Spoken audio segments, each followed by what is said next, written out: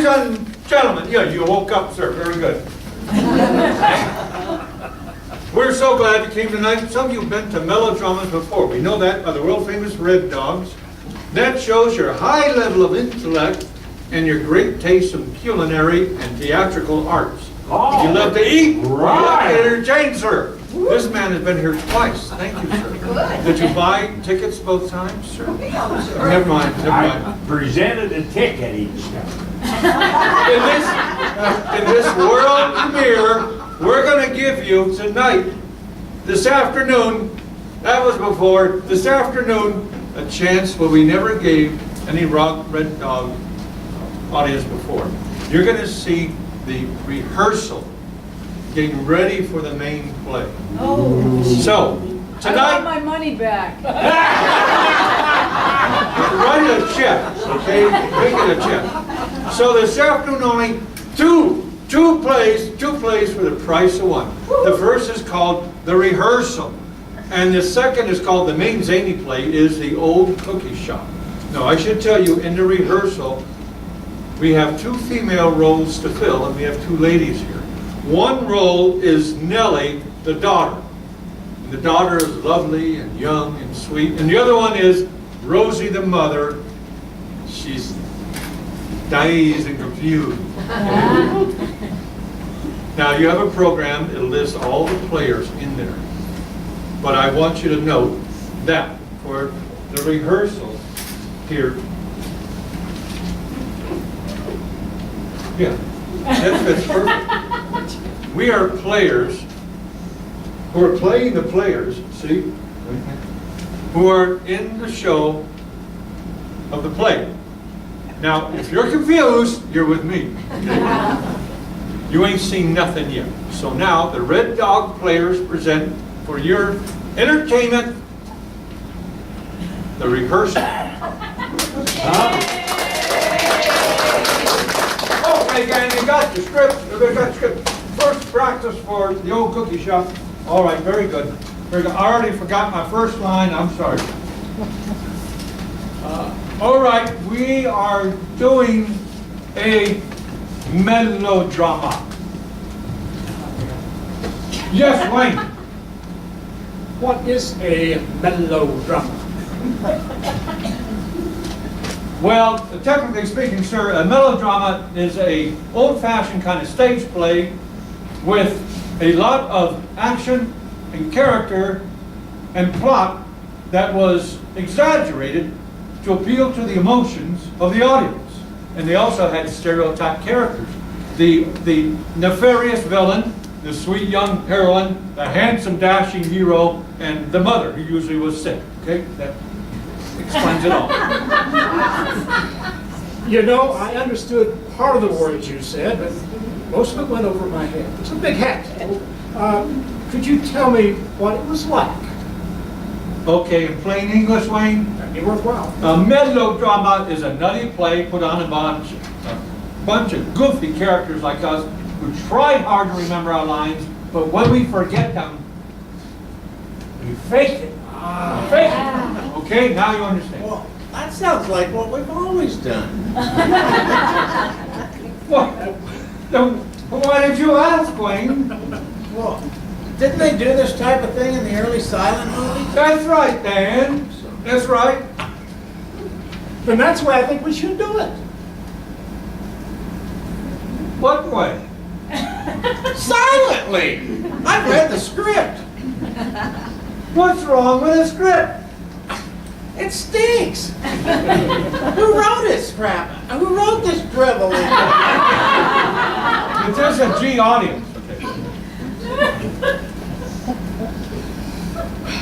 I did. He wrote it? Well, I don't know. You know, it's not that bad. You know, I think it's got a possibility of being the best one we've ever done. Somehow I knew he'd say that. Sorry. Okay, let's get on with it here in our script. There are four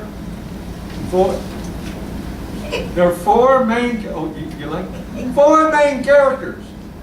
there's the dastardly villain, the sweet heroine, the handsome hero, and the old mother. Wayne!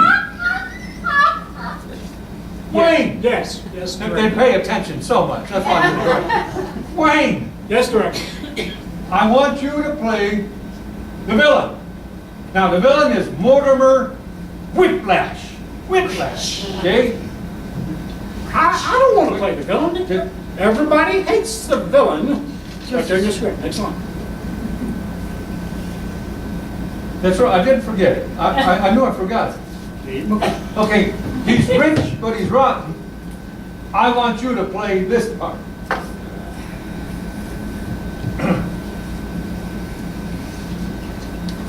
Well, do you want to play the part? Or did I Or you refuse to I do repeat your not want to lines? play the villain. Everybody hates the villain. But Wayne, everybody hates you no matter what part you play. Oh, except when you play the villain, they love you. You should be thankful that they have you typecast. You know, I never thought about it that way. Well, then you'll play the part? I sure will. Okay. Let's see. Diane? Yes, sir. I want you to play the hero, handsome hero, H. Harry Goodwill. Now, he's poor, but he's honest. So, now he's not only poor but honest, but good and hairy? I knew you'd say that.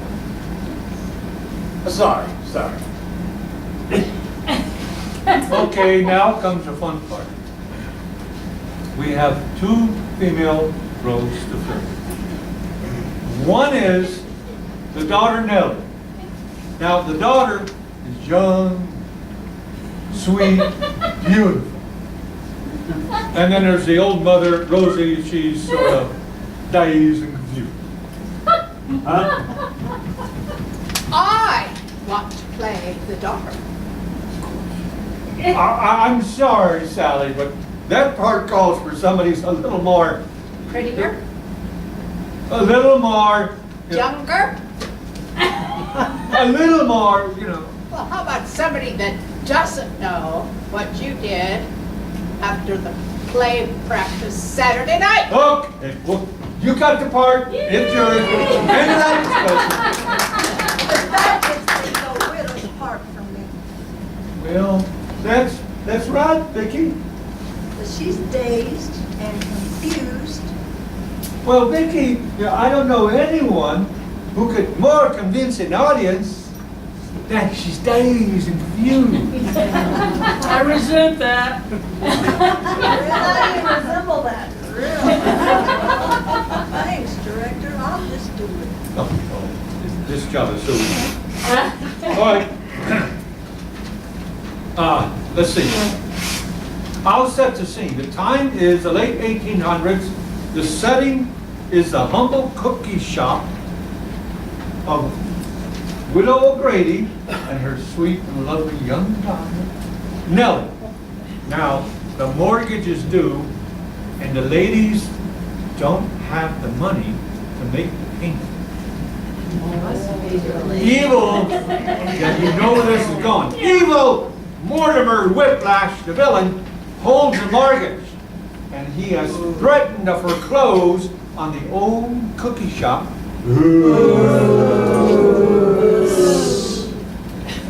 Unless Sweet Nellie marries him. So far, But she's already married. hey, what? You are a villain. Okay. So thus far, the villain has been we use a fancy phrase, a rejected suitor. Yes, Wayne. Why is he called a rejected suitor? Reckon he just doesn't suit her.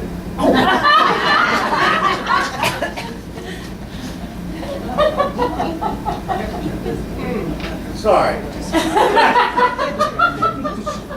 Oh, that's a terrible pun. Sorry. Should have spoke up sooner. I'm very sorry. I'm very sorry. Yes, I'm sure you are. Look, what I'm trying to understand is the meaning of the word suitor.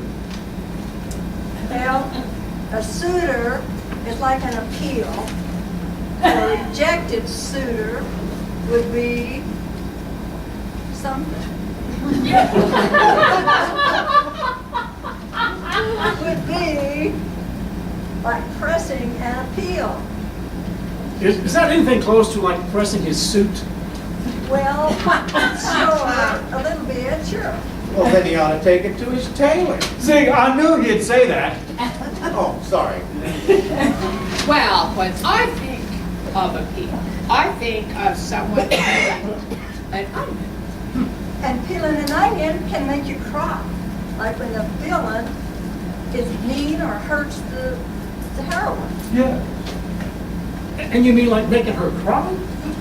Hey, wait a minute, I don't want to make folks cry. You should have thought of that before you took the part of the bill. Oh, see, I knew he'd say that. I'm sorry. Yeah, you are. Bob, you have been a sorry person a lot lately. Well, excuse me. I'm double sorry. Oh, brother. Okay, let's all relax now. We'll take it from the top. Okay. How about we do the sound? Let's cue the sound, the doorbell. Mr. Mike, a doorbell. Doorbell. One more chance, folks. A doorbell.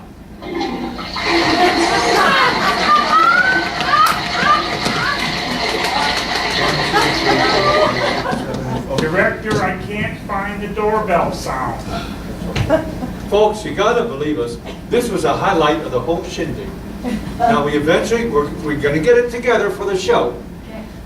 But I'm sorry to say, there are some actors who are not completely happy with their parts, and you may be hearing from them later in the show.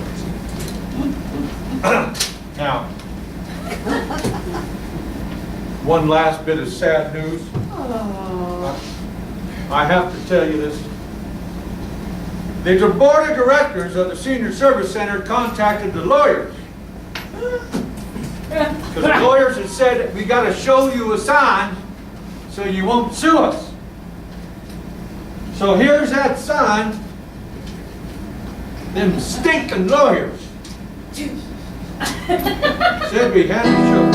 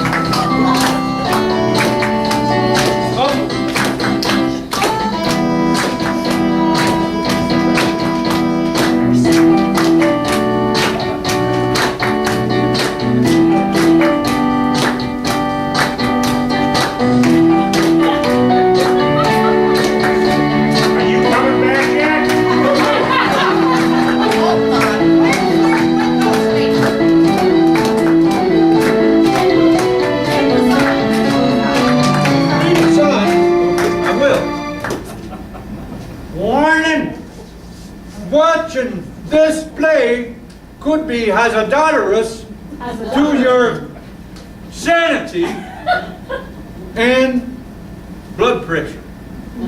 So now, don't take offense. If any of you old sweet grannies out there gets to rolling on the floor having a fit of laughter, you can't sue us. Okay? Thank God. You're very good. We didn't sign And- anything. Is there a joke in the pun? You didn't sign anything. We've got him on tape, but did you start the camera, Wayne? You all been captured on film, so you can't sue us. I wasn't standing up there to get my picture taken. Oh, really? She's trouble. I know she's gonna be trouble. And she's in the front row. Well now, ladies and gentlemen, the world famous Red Dog Players present the Old Cookie Shoppe.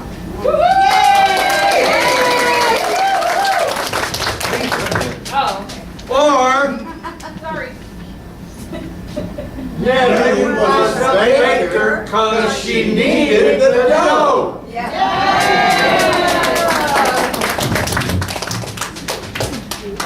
Granny, I'm ready to go. I got you. Here's your chair. See your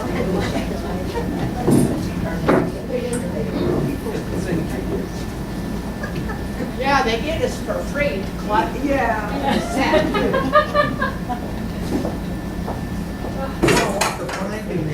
Pirate ship saying,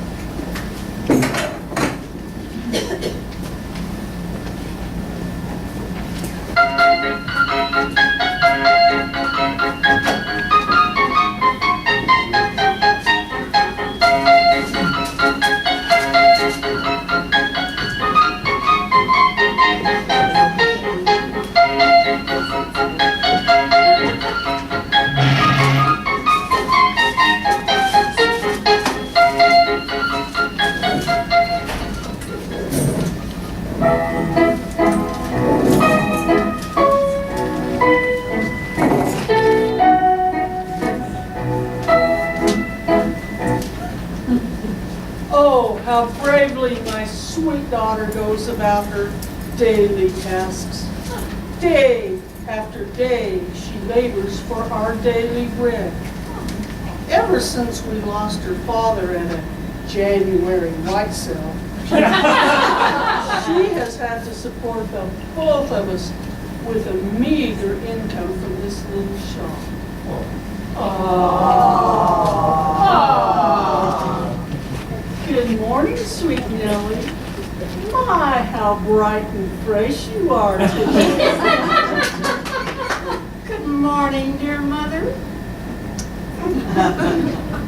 My sweet Nellie, how I wished I could send you off to a fine finishing school with other proper young ladies, and where you might meet other people of merit and worth. But here in the Old Cookie Shoppe, I meet dozens and dozens of people every day. How gross. Some of them seem very nice. Don't forget, sweet Nellie, a young girl alone in a bakery can collect a lot of crumbs.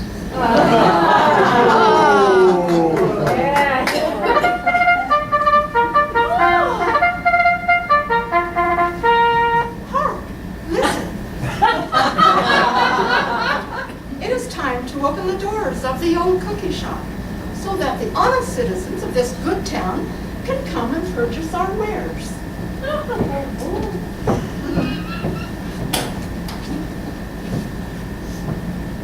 What can I do to help, sweet Nellie? Oh, don't overexert yourself, Mother. Go to your room and nap. Nap? It's 8 o'clock in the morning. But you are ill, Mother, and you need your rest. Ill? I'm not ill. But of course you are ill, dear Mother. Ever heard of a melodrama where the heroine's mother wasn't ill? I've never been sick a day in my life. Now, don't you remember last summer at the sack race when you lost your bloomers? The fireman's picnic. I do feel a headache.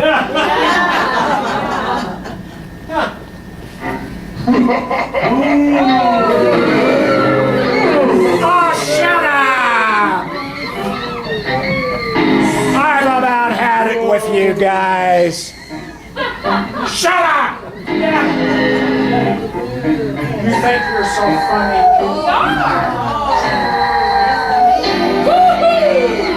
It's the Grinch. We can deal with people like you. Did you ever notice that Don is tall, dark, and handsome? When it's dark, he's handsome. Thanks a lot. You know, audiences like you don't grow on trees. You swing from them.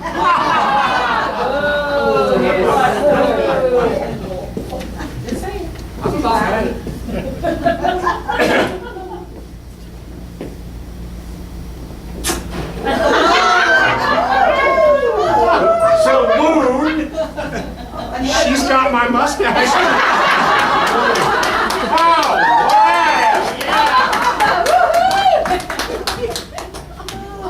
I learned something last night. You got it? At least this one's not upside down. I could use it on my head. Ah, there she is, sweet Nellie. The only child of the widow O'Grady. For years, she has spurned my attention. Little does she know I have a plan, which will soon make her mine forever. Among the holdings of my late father's bank, I found the mortgage to this establishment. Yeah, which is due in just 2 short weeks. She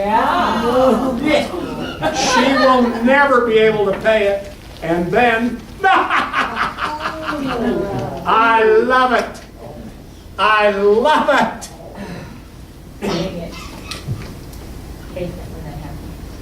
Good morning, Miss O'Grady. Good morning, Mr. Whip Smash. That's Whiplash. Oh, whatever. And how is business this morning, my proud beauty? Oh, you are my first customer this morning, sir. But doubtless the store will soon fill with patrons seeking to buy my wares. Come now, Ms. O'Grady. Let's drop all this pretense and formality. You will never make enough money on this small bakery to pay the mortgage. Oh, but sir, your late father was most kind in allowing us a few extra days to make the payment when we needed them. But my father is dead now. Like them. And even as we speak, the lawyers are preparing to transfer his bank and all of its holdings to my estate.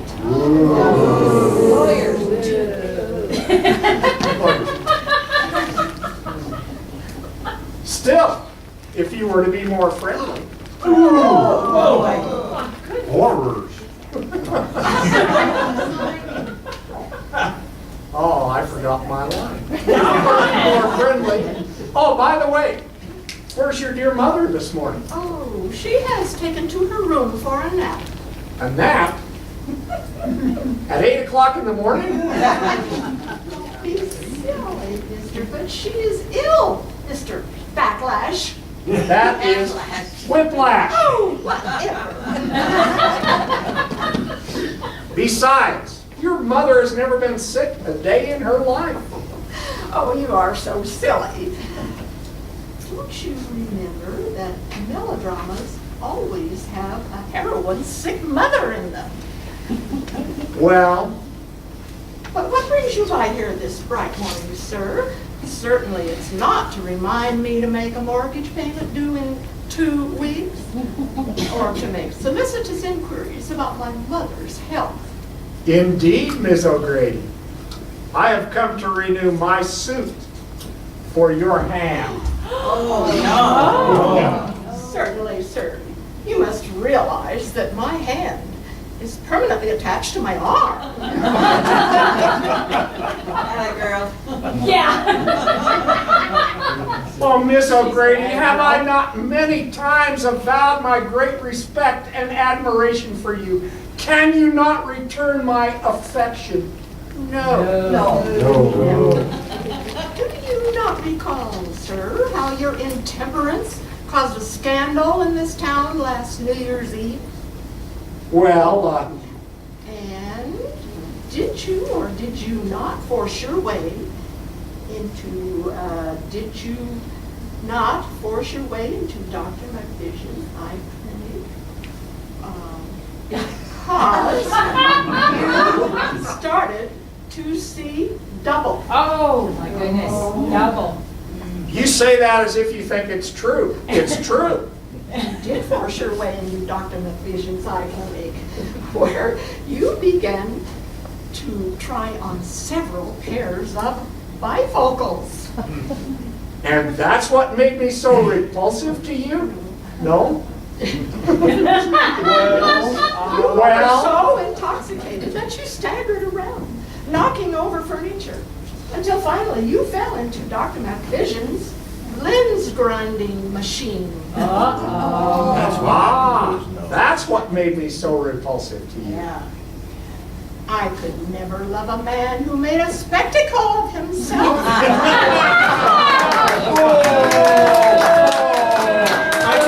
I get it. A lens grinding machine, he made a spectacle of himself. That's called a pun. I know you know that already. But if you can count the number of puns, especially the young lady up in front is so, intelligent. If you can count the number of puns, you just might get a free cookie at the end of the show. All right, well, okay. Now what? The Okay, now puns we're are fine. hidden. No. You gotta pay attention. Pay attention. Okay, okay. They're not well enough hidden. And that's what made me so repulsive to you. And then I say, curses! Oh, excuse me.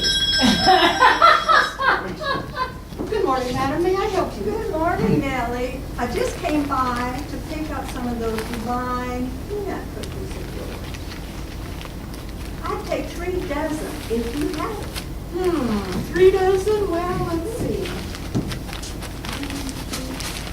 I only have a dozen in the case, but I do have more in the back. Excuse me, I'll be right back. Oh, you are a brave woman to eat cookies from this establishment. Whatever do you mean, sir? Lies. Same, same. Worms! Oh! Come on. Boo, bad, I bad. don't believe him. Here you are, Mrs. White, still warm from the oven. I just don't know. Indeed, worms. I dare say. Oh, what was that all about? I have no idea.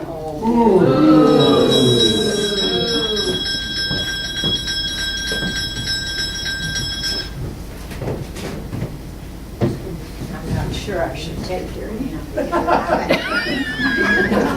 You're on my side. They're against me. Oh, really? Yeah. I didn't know that. I must inform you that this business is no longer open. And just who, sir, might you be? Well, I might be the public health inspector. Yeah, that's it. he's not. I'm the public health inspector. And I must tell you that this business must be closed. He lies. Never for. It's infested. Infested with what?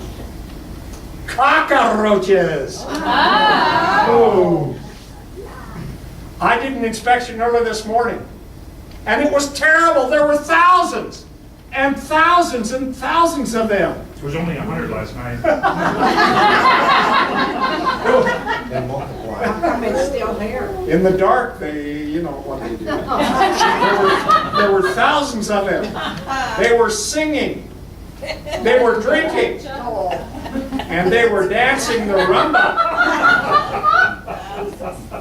I didn't know cockroaches could sing.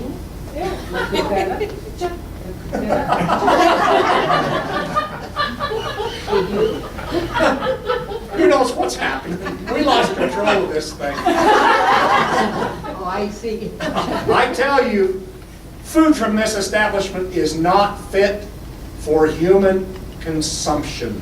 I beg your pardon. I beg your pardon. You just stop talking. Mr. Whip Trash. Listen, ladies and gentlemen, friends and relatives, there are no cockroaches in our kitchen. There are no cockroaches. Absolutely not. They don't do the rumba or the cha-cha or anything else. And the cookies, they might have little spots in them, but they are not worms. Worms are good protein, but these are not worms. So there, Mr. Garbage Man, talking trash. Yeah. You tell him. You go, girl. Die already. You go, girl. You go, girl. You may think you dislike me, Pretty sure. but deep in your heart, you really hate me. Yeah. Where's Sweet Nellie? She has been kidnapped. Kidnapped! By whom? The cockroaches. My goodness, I'm certainly glad you finally told me. You will, of course, tell the others. Oh, of course. Now, off you go, safely. I didn't know cockroaches could sing.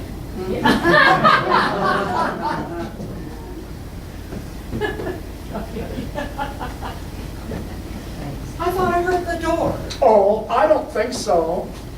Oh, business certainly has been slow today. Not as slow as it will be, my proud beauty. Whatever do you mean? Well, just that these things happen. Business has its cycles, you know.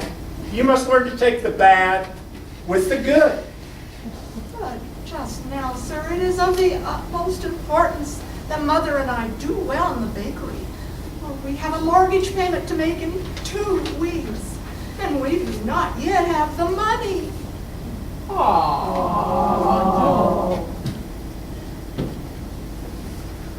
Really? If we cannot make the mortgage payment, I don't know what Mother and I shall do.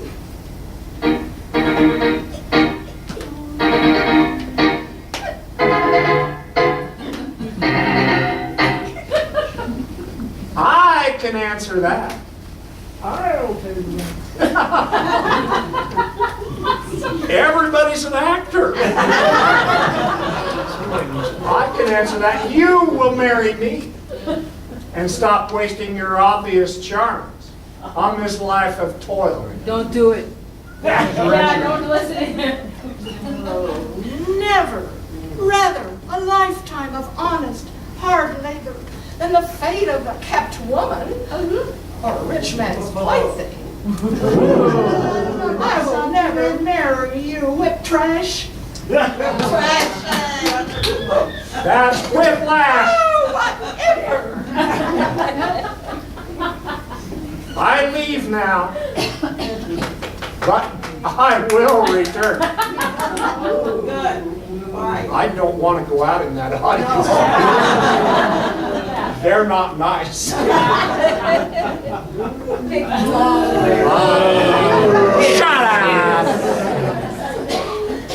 I am not afraid. Oh, Heaven will protect the working girl. yeah, sure.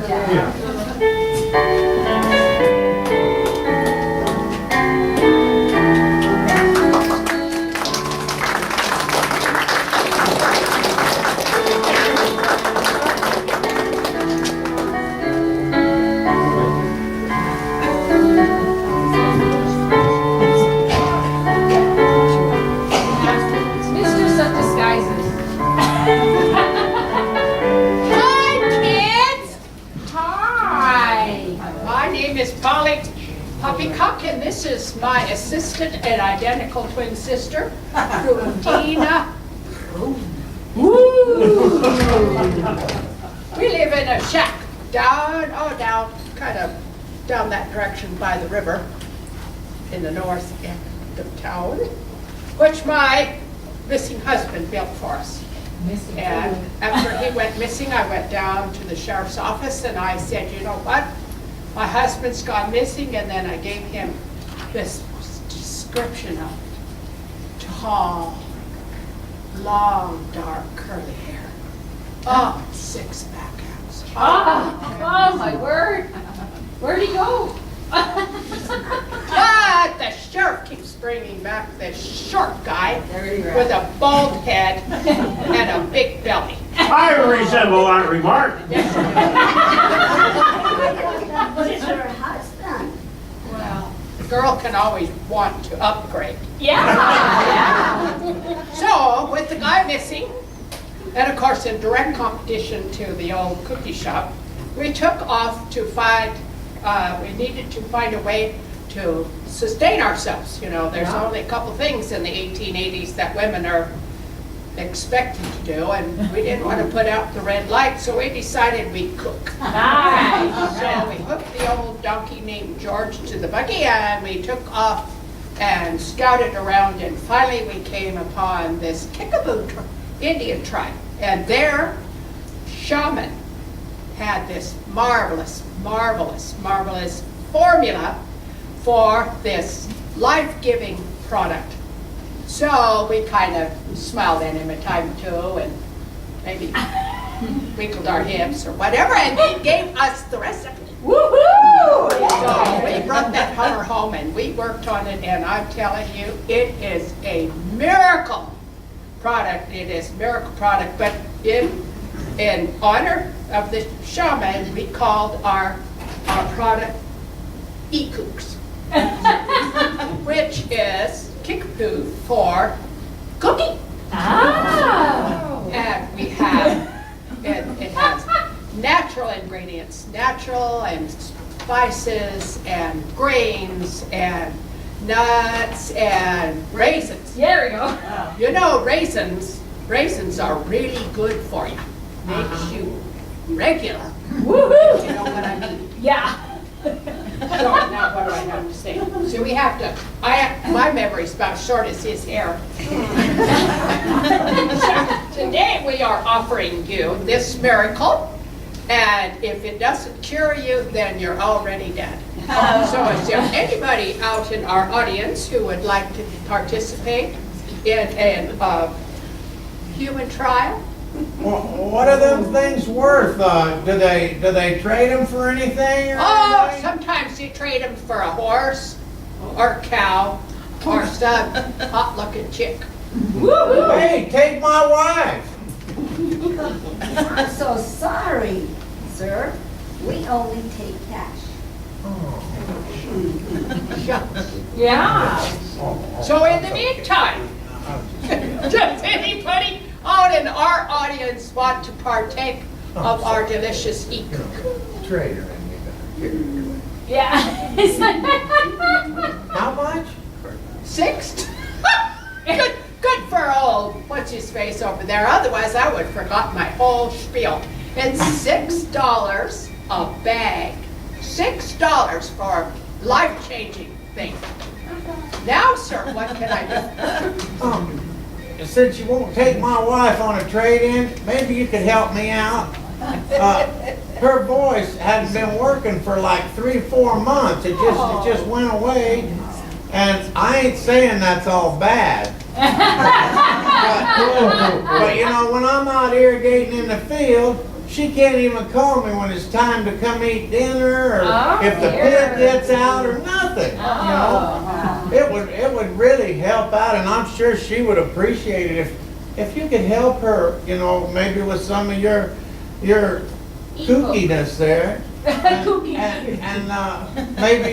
maybe yourself, Professor, and that cute little prune pit of yours.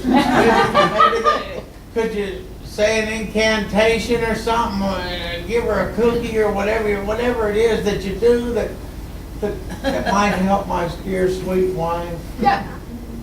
Miss Prudy, do you want to go down to and help our nice lady? Go. Yay, good job, good job, good job. There, my dear.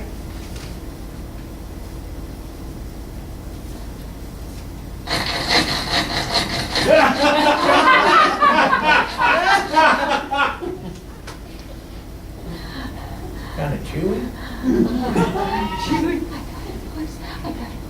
I can talk. I can talk. Oh, thank you, ladies. I can talk.